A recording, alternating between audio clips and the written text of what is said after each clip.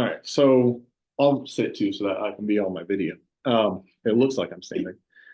So my problem of practice, or the title of mine, is that effective co-teaching practices, building strong teacher relationships in public schools to benefit special education students.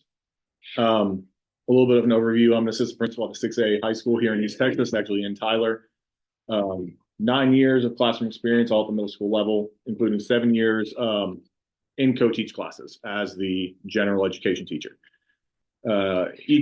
Each of my years as an administrator, I have overseen the English department as well. So when I talk about things, and if it seems a little English skewed, that's my background.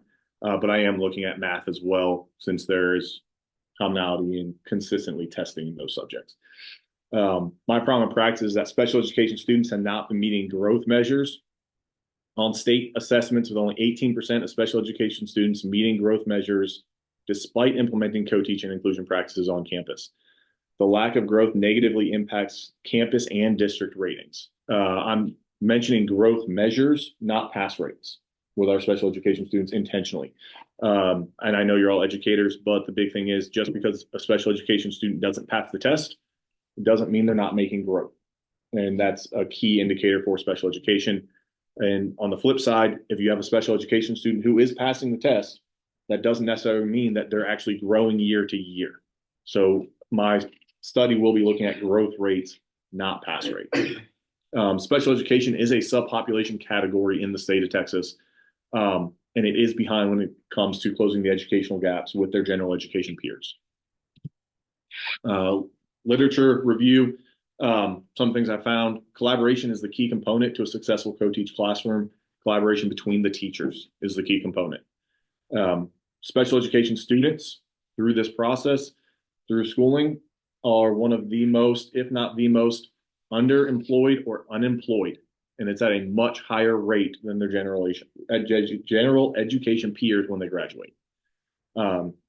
Changes in education laws have actually brought a lot of inclusive practices to special education. So through this reading and my lit review, I've become actually a pretty big fan of some of the things No Child Left Behind has done. And even Brown versus Board of Education, looking back on it, it is a big racial equality that it looks at, but it was a huge step for special education students as well. In recent years, courts have made contradicting decisions regarding special education.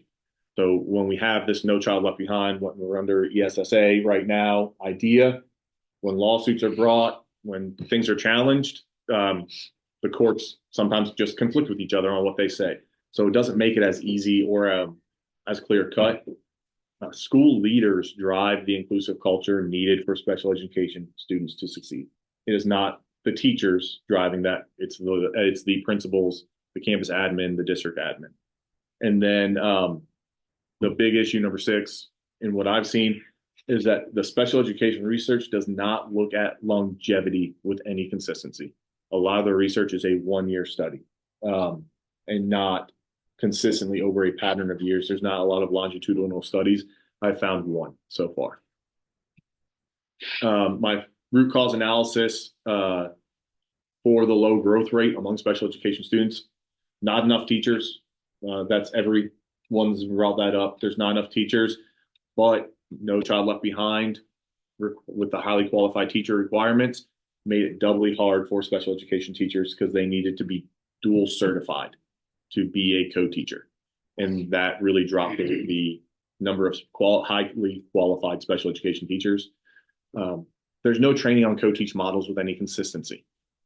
And what a shock. When we implemented it, when I was a teacher, we were trained one time when we implemented it.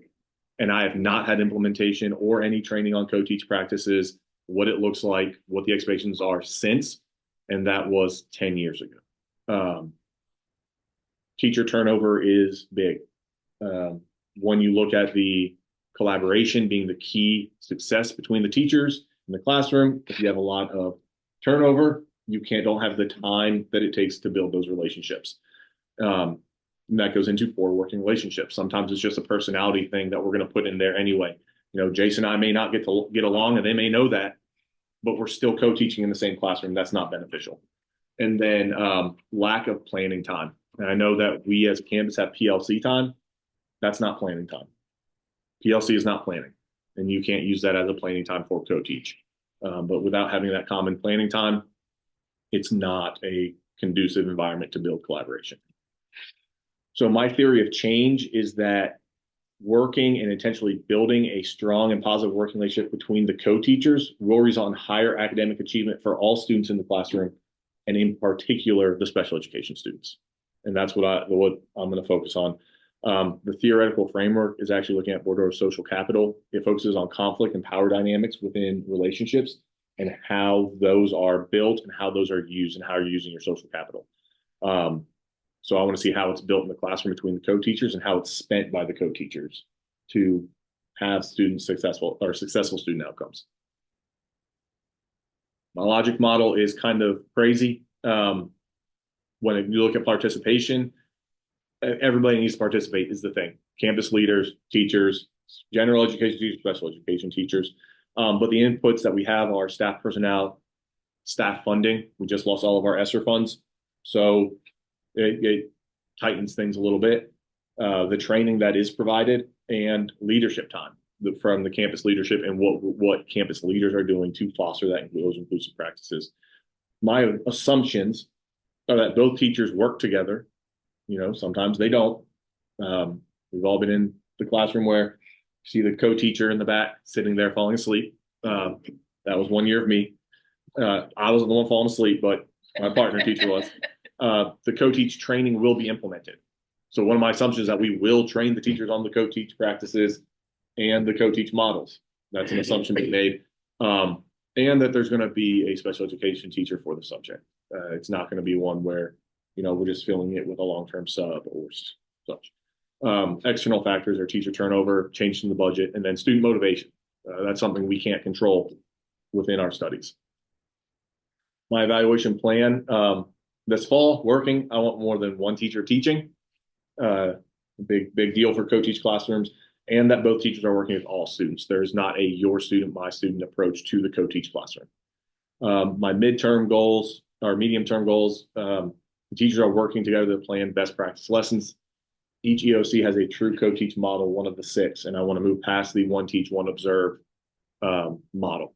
And then at least 50% of students meet growth. I know that's a huge jump, a 32% increase over where we're currently at, but I think that should be our goal, is that 50% of our space students meet growth. And then long-term goals, special education students show the same year-over-year success as their peers, and that's also why I'm looking at growth rates. If we have pass rates, if we're looking at pass rates, those fluctuate year to year based off of the strength of the special education students coming up.